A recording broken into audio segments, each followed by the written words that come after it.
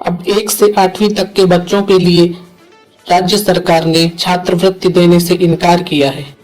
जी हाँ दोस्तों, इस खबर को जानने से पहले आप हमारे चैनल को सब्सक्राइब करें और वीडियो को लाइक करें।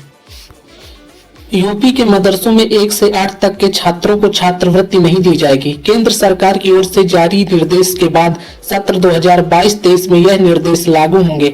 इसमें पहली कक्षा 1 से 5 तक के विद्यार्थियों को हर साल 1000 रुपए दिए जाते थे, जबकि 6वीं से 8वीं तक के बच्चों के लिए छात्रवृत्ति के लिए अलग अलग धनराशि दी जाती थी।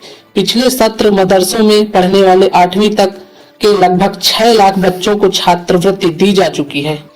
मुफ्त शिक्षा के चलते केंद्र सरकार ने उठाया यह कदम। केंद्र सरकार ने कहा है कि निःशुल्क और अनिवार्य बाल शिक्षा का अधिकार अधिनियम के तहत 1ली से 8वीं कक्षा तक की मुफ्त पढ़ाई होनी चाहिए, इसलिए 8वीं कक्षा के बच्चों को छात्रवृत्ति देने का औचित्य नहीं बनता है। अब प्री मैट्रिक स्कॉलरशिप कक्षा 9 और 10वीं के बच्चों के लिए ही पात्रता होगी। आपको बता दें, छात्रवृत्ति के लिए मदरसों से मांगी गई थी सूची।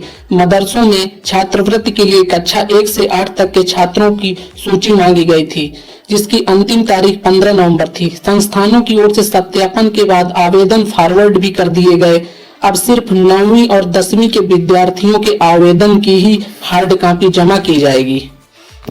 बेसिक शिक्षा के स्कूलों की तरह मिलती थी सुविधा। बेसिक शिक्षा परिषद के विद्यालयों की तरह दोपहर का भोजन, यूनिफॉर्म, किताबें मुफ्त दी जाती थी।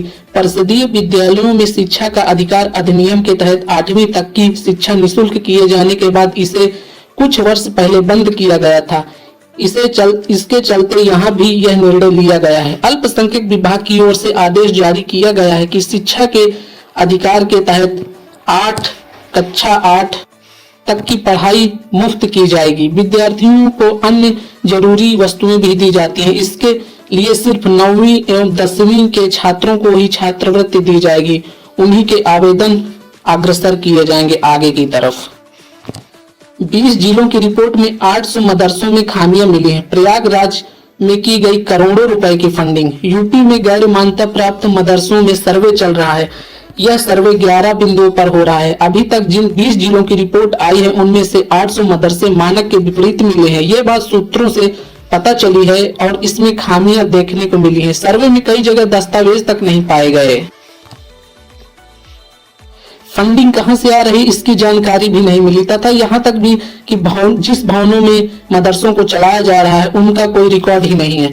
कुछ दिन पहले अल्पसंख्यक विभाग के मंत्री धर्मपाल सिंह ने मदरसों की जांच करने के लिए समय सीमा बढ़ा दी है। अब इन मदरसों की होगी कड़ी कार्रवाई अगर ये मानक के विरुद्ध पाए गए। तो दोस्तों, ये छोटी सी जानकारी है। आप हमारे चैनल को सब्सक्राइब करें। धन्यवाद।